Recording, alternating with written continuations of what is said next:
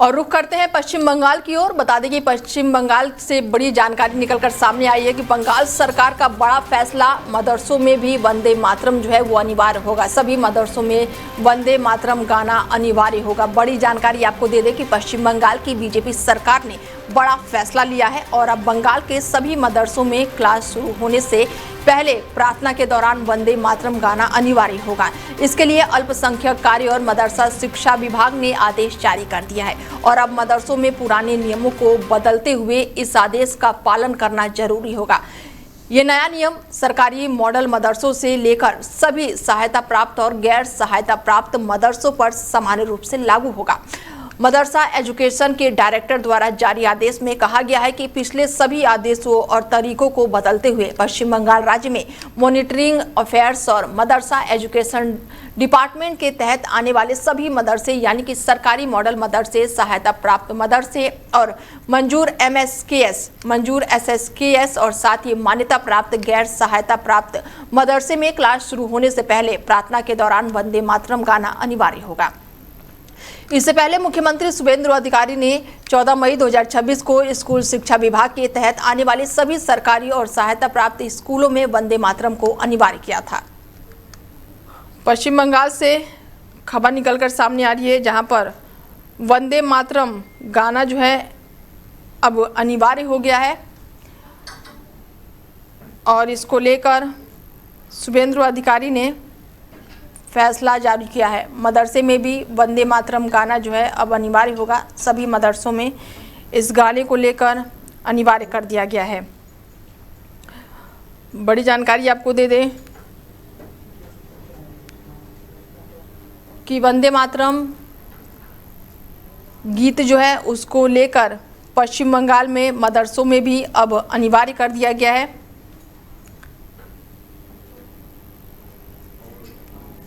शुभेंदु अधिकारी का ये बड़ा फैसला निकलकर सामने आया है कि मदरसों में भी अब वंदे मातरम गाना अनिवार्य हो गया है। सरकार की रिपोर्ट सौंपी है और इस सबसे पहले राष्ट्रगान और फिर वंदे मातरम गाना अनिवार्य हो गया है। पश्चिम बंगाल में से ये बड़ी जानकारी निकलकर सामने आई है कि पश्चिम बंगाल में सभी मदरसों में अब वंदे मातरम गाना जो है वो अनिवार्य हो गया है। स्कूलों के साथ साथ अब मदरसों में भी अब वंदे मातरम।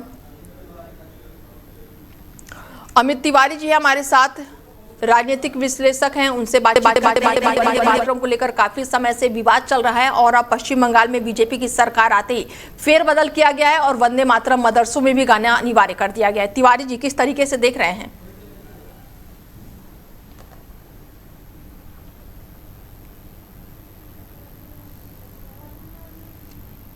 शादी के पहले मदरसा हो, चाहे मुसलमान हो चाहे कोई हो, ये सारे लोग ये गीत गाते थे, तो उसको दोबारा से हर जगह रीइंट्रोड्यूस किया जा रहा है। मुझे नहीं लगता कि इसमें कोई प्रॉब्लम है। जब देखिए, जब से भारत में पंथ निरपेक्ष का कॉन्सेप्ट आया ना, सेकुलर, तब से सेकुलरिज्म के नाम पे एक विशेष कम्युनिटी को इतनी ज्यादा छूट दे गई कि एक से वक्फ बोर्ड लाया गया, उसके बाद आप देखेंगे कि साथ में वर्शिप एक्ट लाया गया, उसके बाद आपका प्रिवेंशन एक्ट जो लाया गया था जिसमें हिंदू ही हमेशा दोषी माना जाएगा। तो ये एक वोट बैंक की राजनीति थी और मुझे लग रहा है कि बंगाल की धरती से ही ये शुरू हुआ था और यहीं से उसका खात्मा भी होगा, क्योंकि आने वाले समय में आप देखेंगे कि जो राइट विंग का क्लास है ना, वो बंगाल से शुरू हुआ है। तो एक्सट्रीम लेफ्ट के बाद एक्सट्रीम राइट विंग जो है वो बंगाल से उभर के आएगा और मुझे लगता है कि पूरी दुनिया में जो ये लेफ्ट इकोसिस्टम है, आने वाले 10 सालों में उसको डिस्ट्रॉय कर दिया जाएगा।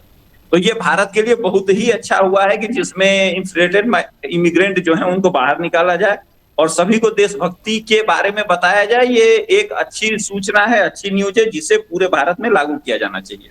बिल्कुल। अमित जी, क्या लग रहा है कि बीजेपी सरकार आने के बाद से काफी कुछ बदलाव हो रहा है पश्चिम बंगाल में?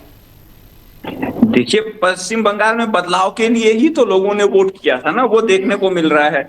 अब जैसे बंगाल के लोगों को एक चीज समझ में आ गई थी कि देखिए, जो इमिग्रेंट है ना, जो जैसे बांग्लादेशी या रोहिंग्या जो आया हुआ था, उसको ये डर नहीं था कि हम हैं तो भारत में कुछ हो सकता है। वो एक विक्टिम कार्ड जो प्ले हो रहा था, अब वो विक्टिम कार्ड प्ले नहीं होगा। इसके नाते कुछ लोगों को तकलीफ है और मुझे लगता है कि आने वाले कुछ समय में आप देखेंगे कि लोग बड़े आसानी से इस मैटर को समझेंगे और अपने आप सुधर जाएंगे और भारत के मुसलमानों को कोई दिक्कत नहीं है। उनको लेकिन पता है कि मदरसों ये में भी देश अब उनका गाना है, जो अनिवार्य बाहर कर से दिया लोग गया आए है हैं वही अमित ज्यादा जी। उत्पात मचाते हैं, क्योंकि उनका कोई क्रिमिनल रिकॉर्ड खोजना बड़ा मुश्किल होता है।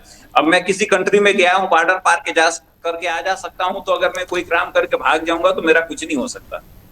लेकिन अमित जी अब मदरसों में भी वंदे मातरम गाना जो है उसे अनिवार्य कर दिया गया है, तो क्या लग रहा है कि मुस्लिम समुदाय इसको लेकर राजी होगा बहुत ही इजी तरीके से, आसान तरीके से? देखिए, हिस्ट्री में ये वही मुस्लिम समुदाय है जो वंदे मातरम का नारा गा के फांसी पे चढ़ा था। पर ये ये वही चीजें मुसलमान अब है जो वंदे मातरम के नाम पे अंग्रेजों से लड़े थे। तो आज मुसलमानों को ऐसा क्या हो गया कि वंदे मातरम गाने में उनको प्रॉब्लम होने लगी? सारे जहां से अच्छा हिंदुस्तान हमारा, वंदे मातरम, ये दो ही नारा तो पूरे भारत में गूंज रहा था। लेकिन अब क्या ऐसा हो गया है कि उन्हें ये सही नहीं लग रहा है और सवाल जवाब इस पर उठने लगे हैं? देखिए, 1970 में पेट्रो डॉलर का कॉन्सेप्ट आया था। पेट्रो डॉलर के कॉन्सेप्ट में एक चीज सबसे कॉमन थी कि देशभक्ति नहीं होना चाहिए।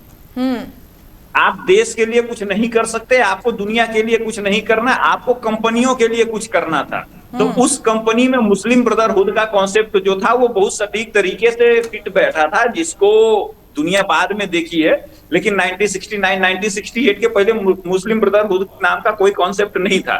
तो वो कॉन्सेप्ट पेट्रो डॉलर के जोर पे भारत में फैलाया गया और उसका परिणाम ये था कि वंदे मातरम जो सब लोगों का सबसे बड़ा नारा था आजादी के टाइम 1970 80 आते आते ये नारा भारत के लिए सबसे बड़ा खतरा बन गया, क्योंकि कोई मुसलमान ये मानने को तैयार नहीं था कि वंदे मातरम गाया जा सकता है। शायद आपको याद नहीं होगा, लेकिन आप 1970 में आप देखेंगी जाके कि उसके पहले अगर भारत पाकिस्तान का टेस्ट मैच होता था तो भारत के मुसलमान पाकिस्तान का झंडा लेके चले जाते थे, उनको कोई गिल्ट फील नहीं होता था। धीरे धीरे वंदे मातरम से कटे और वो हिंदू मुसलमान में डाइवर्ट हुआ। और मुझे लगता है कि एक 75 साल के बाद एक सही डिसीजन लिया गया है, जिसके चलते अब भारत में जो सेकुलर का नारा है वो धीरे धीरे डिस्ट्रॉय होगा और भारत का आदमी जो है वो भारतीय बन के जीवन यापन शुरू करेगा। बिल्कुल। एक सवाल मेरा अमित जी आपसे और होगा, समय बहुत कम है, छोटा सा जवाब दीजिएगा कि क्या लग रहा है कि पूर्व सीएम ममता बनर्जी जो है वो उसे एक्सेप्ट करेंगी? ममता बनर्जी मन ही मन बहुत खुश होंगी। वो सोच रही होंगी कि 96 में जिन लोगों ने मुझे अंडे मारे थे आज वही लोग इस तरीके का कदम उठा रहे हैं, तो उनकी आत्मा तो क्या, उनका पूरा शरीर खुशी से नाच रहा होगा, क्योंकि यही बंगाल के लोग हैं जो इन्हीं मुसलमानों की विरोध पे ममता बनर्जी को अंडे जूते मारे थे 96। मुझे भरपूर याद है अच्छे तरीके से। ठीक है अमित जी, चर्चा में जुड़ने के लिए बहुत शुक्रिया आपका। जी नमस्कार। बता दें कि पश्चिम बंगाल से खबर है, जहां पर अब मदरसों में भी वंदे मातरम गाना जो है वो अनिवार्य हो गया है।